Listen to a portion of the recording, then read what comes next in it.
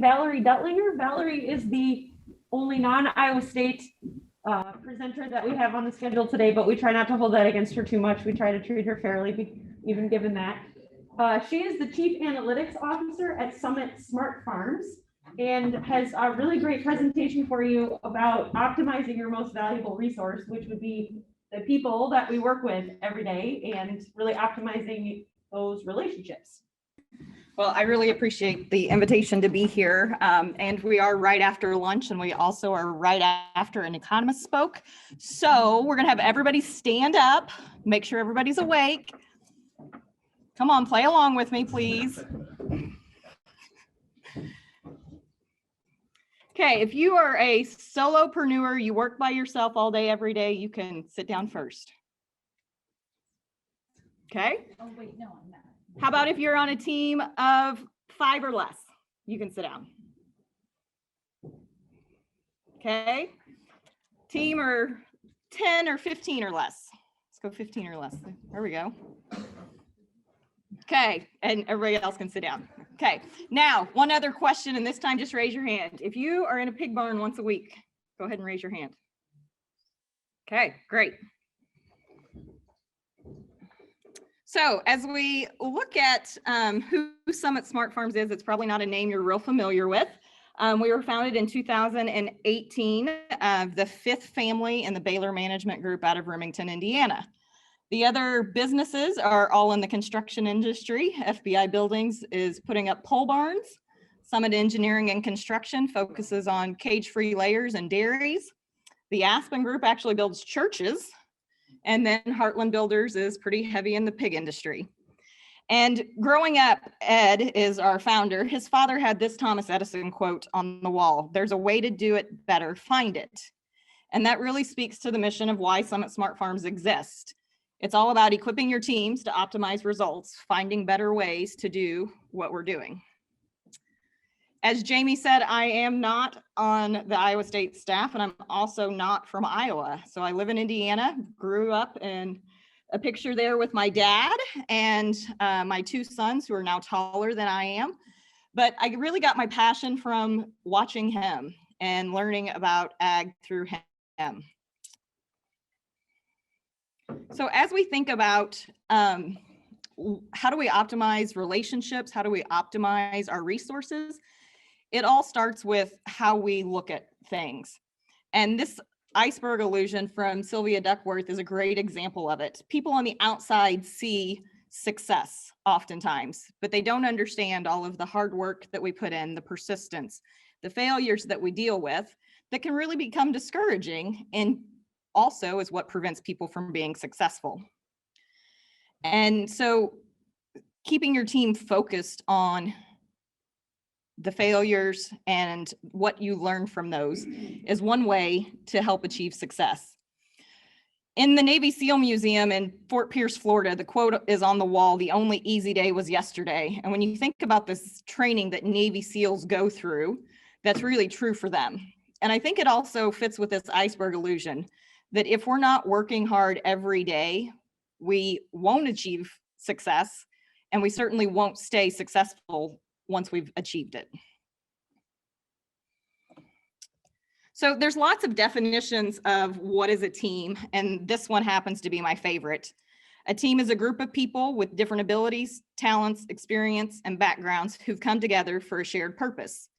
And whether that's a team at work, or teams in our families, whether it's with our spouse or with our children, and certainly involvement in teams and community. And when we appreciate those different talents, abilities, and experiences, and really focus on working towards that shared purpose, it dramatically changes the results of those teams. When my kids were young, they came home, a teacher sent home with them this illustration about growth mindset versus fixed mindset. And they were getting ready to learn multiplication. And she said that when kids come into her class hating math, they struggle with multiplication. And so if she can help them understand that just because we failed doesn't mean that we're always going to be bad. And if we think about our failures as an opportunity to grow and realize that those challenges help you grow, the difference that those kids have and the success that they see with multiplication can be pretty dramatic. And I think this is true no matter what age we are in life. We're always continuing to learn, and having that growth mindset and realizing that failure is the opportunity to grow instead of just a setback is so important. So when we think about our barns, we think and often get in this mindset that people in ag are different. They don't want the same things. If you work in ag, you don't want the same things that people in other industries want. And that's really not true. Everybody really wants the same things out of life, and our team members aren't really any different. They want to be known, they want to have a purpose, and they want to be appreciated. But there's certainly been a shift in generations, and I hear often about these millennials and the Gen Zs that are coming right behind the millennials and how difficult they are to work with. And while that may be true, if we understand the differences that people have experienced and the shifts that have occurred, it's no longer the American dream, according to Gallup, to have a house and 2.5 children. The American dream now is about having a job where you're fulfilled with a boss that helps you develop.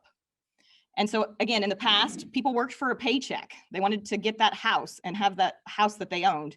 And now they want a purpose out of their job. They were focused just on, is this job satisfying? Can I deal with this? And now they're really focused on, does my boss develop me, both personally and professionally? In the past, people were focusing on their weaknesses. And today, people want to focus on their strengths and to be able to work in strength areas. And finally, they just wanted a job before, and now they want a life. And the company that they work for, those values need to align with their personal values. Patrick Lencioni is a best-selling author, and he, after a number of books, released a book, and he called it The 3 Signs of a Miserable Job. And he focuses solely on workplace culture. And then he realized that if that's the title of the book, nobody's going to be able to talk about this book at work, because why would you read it unless you were miserable in your job? So he renamed it The Truth About Employee Engagement, but yet the content stayed exactly the same. And it became a best-selling book. So he talks about job misery, and the 3 components of that are anonymity, immeasurement, and irrelevance. And we'll talk a little bit about each one of those. So anonymity is when you're not known and you're felt like you're invisible. And the best case I have for this is when I was working in a farm, and it was a day kind of similar to today. And I happened to work with Melissa most of the day. And I asked her, Melissa, how long have you been at the farm? And she said about 6 months. Well, what'd you do before this? Oh, she had all kinds of things. She'd never worked with pigs before. I said, so why were you attracted to this job? So she tells me her very personal story. Her daughter died. She was now raising her grandkids. Her husband could put the kids on the bus in the morning, and she was there to get them off the bus in the afternoon. Wow, that's an interesting reason to take a job, something that most of us aren't forced to think about. So at the end of the day, I'm back in the office, and there's several leaders in the office, and they're shocked that Melissa stayed past 3:30 today. She's been here how long? And she's never stayed this late. And I said, well, it's a snow day. And they look at me like they have no idea what I'm talking about. I said, she didn't have to get her grandkids off the bus today. They're at a babysitter. So they didn't even know she was raising her grandkids. So how different would Melissa have felt those 6 months? And how different would her bosses have felt? Understanding that I've got to be home at 3:30 every day to get the kids off the bus, versus you're leaving, we're not done yet.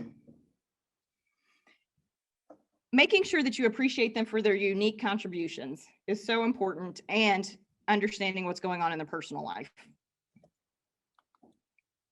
The second one is irrelevance.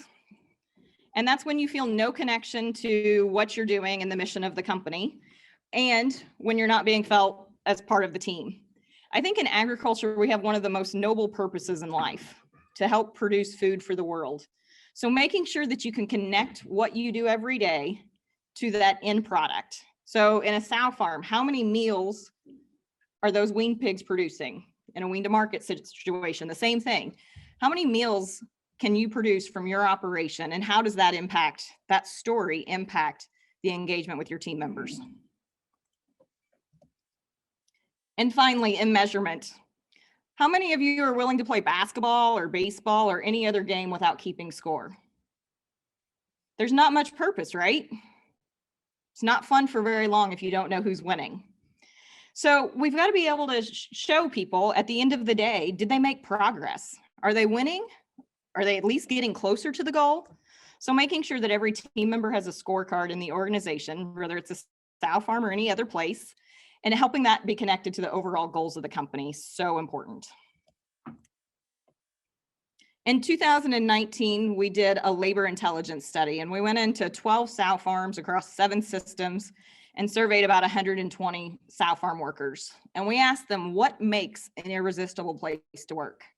And these were the things they came up with: teamwork, clear goals and objectives, working in their strength areas, and engagement and satisfaction. Going back to that earlier slide, regardless of what industry people are in, they all want the same things, and these are pretty similar to those same statements. When we bring new team members on, it's really important to help them understand that it's not just about the technical skills that help them add value to a team, especially as we bring in new team members who have no livestock experience. It can be so overwhelming. We don't like to do things that we're not good at. And so if we can recognize a few of these things in them and praise them for this, encourage them with these things early on, it will dramatically change how they interact those first days and weeks on the job. So in this time, it's important that we transition from just being a boss to being a coach. And this happens to be my favorite sports coach, and he's also my younger brother. And whether he's on or off the field, he's advocating for his players, whether it's with the referees, with teachers, with their parents, or scholarship committees. He's there to stick up for them, to support them. He's also the first to encourage them when they've made a mistake and to address those mistakes. And yet he's there on the sidelines to give them a high five or a low five or a chest bump after they've made a big play. So what does it mean to be a coach instead of just a boss? It means that we lead instead of demand, that we're inclusive by saying we instead of I, that we're giving credit instead of always taking the credit, that we're accepting the blame instead of placing blame, asking for input instead of only doing it their way, and celebrating the wins, but addressing those errors. And a great coach constantly pushes you to do more and to be more than you ever thought you could do. So whether it's with team members or for your own personal development and growth, asking for feedback is a great thing to do. It's certainly uncomfortable, and the way that we respond to the feedback we get will determine the quality of the feedback we get long term. So you can ask some of these questions like, what is the biggest challenge and how can I help you? And you can do that by sitting down in a one-on-one meeting and going through a whole list of things, or you can do it while you're working side by side with team members to help build that relationship and develop trust. And the more often you ask for feedback and the better you respond to that feedback, even when it's really tough to hear, the better quality feedback you will get. So conflict's really difficult too, and it's really hard for us to address conflict sometimes. It has this really negative connotation, but it really doesn't have to be. It isn't inevitable because we are all different people. It certainly can be uncomfortable, but it really can be a healthy thing for teams. Kim Scott wrote a book called Radical Candor, and in it, she talks about the premise behind caring personally and challenging directly. And when we can care personally and show our team members or whoever we're talking to that we do care about them personally, and yet be willing to challenge them directly, we get radical candor, which results in profound growth. So an example of this, and I'm going to start with ruinous empathy over here. is we have a new team member this week, and I noticed that Doug is a little bit scared of the sows as we're moving them into farrowing, but I choose not to say anything to him. He's ignorant that anybody realized it, and he's also still ignorant because he doesn't know what to do to become comfortable. So we get ruinous empathy. Down here with manipulative insincerity is when I say to another team member, one-on-one, hey, did you see that Doug was scared of the sows? What's up with that? It creates mistrust, not between Doug and I, but between this team member and I, because I talked about somebody else negatively to them. So now they wonder, what is she saying about me to everybody else? And it creates, again, mistrust. Over here is obnoxious aggression, and it creates defensiveness. So an example of that would be walking in at lunch and saying, hey, I saw you were scared of the sows. Why? There's nothing to be afraid of. He has to feel the need to defend himself in that situation when he really didn't do anything wrong. And so finally, radical candor looks like, hey, Doug, I noticed you were scared of those sows, and that's okay. Sometimes their behavior is unpredictable, but here's a few of the tips that I learned that can help you be more comfortable around him. Now we get growth and change in the relationship, creates trust and changes the relationship in profound ways. There's 5 conflict resolution strategies that are out there, and it all falls into these 5 buckets. When we think about avoiding, it's when somebody is so uncomfortable addressing the situation because they just don't feel like the reward is great enough to even broach the subject. Then there's competing, which really only works in sports and war. Finally, on the end there is accommodating, and it's when we give in to others, and this doesn't work when it's just to preserve harmony. Collaborating down on the bottom is about creating solutions together, and then compromising, while it sounds like a great resolution strategy, it isn't always, especially when everybody is giving up more than they want to, and nobody walks away happy.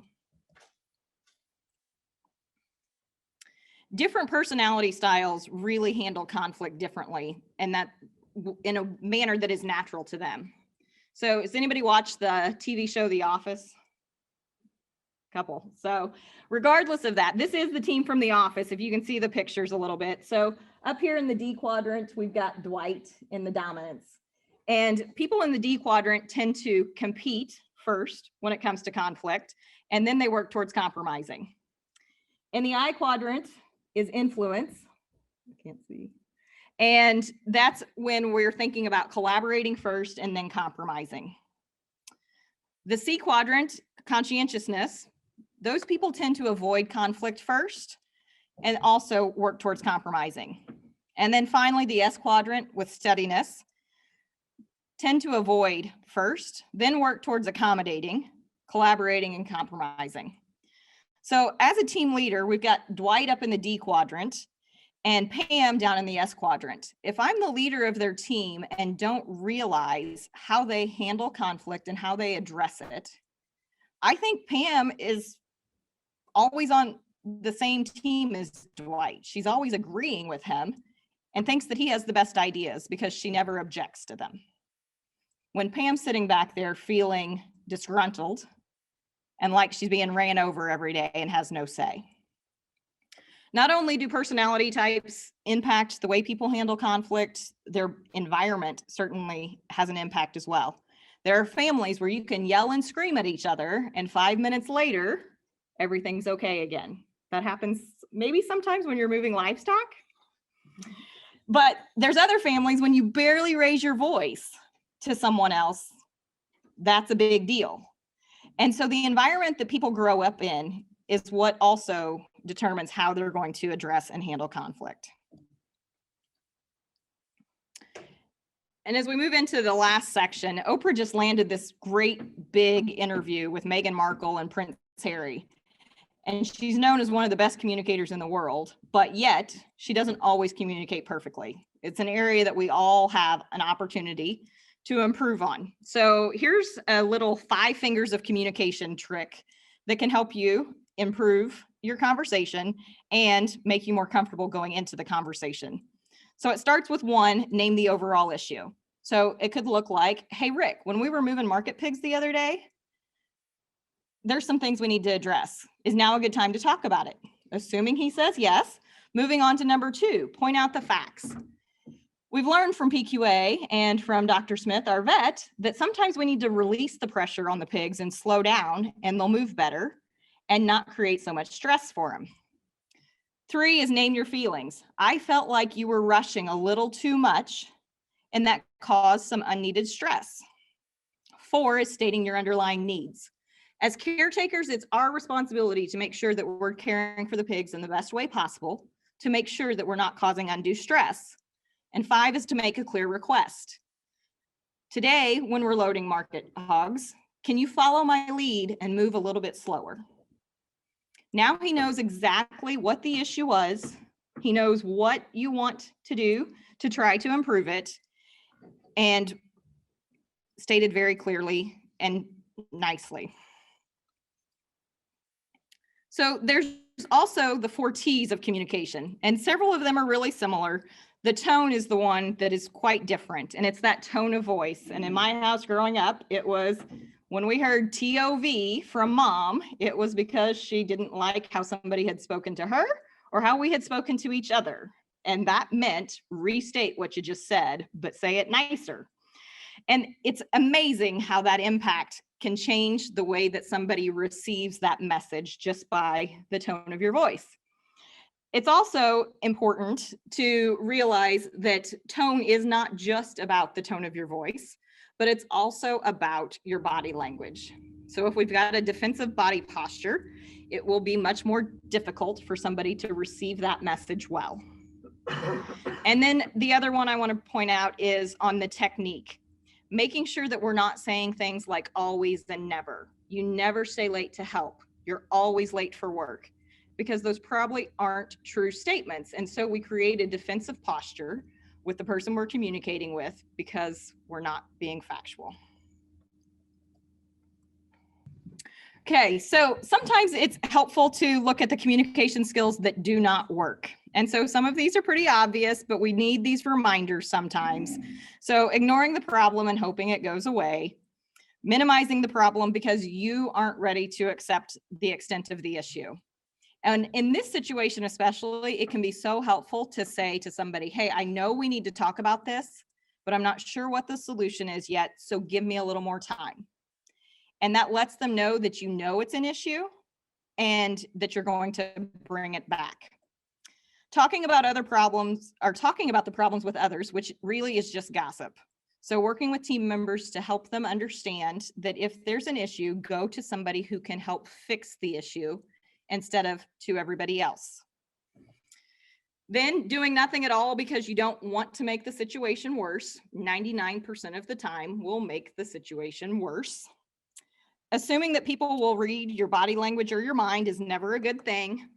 And then hinting at the issue instead of addressing those issues directly. So as we wrap up, when we think about ways to optimize our relationships, it's important to remember, again, that all people want the same things. To be a coach, be their advocate, their cheerleader, and their teacher. To address conflict timely. Don't let that mosquito bite on the arm turn into a sore that needs to be amputated. And then finally, there's always room for improvement in making sure we have better communication. So with that, I thank you and appreciate your time.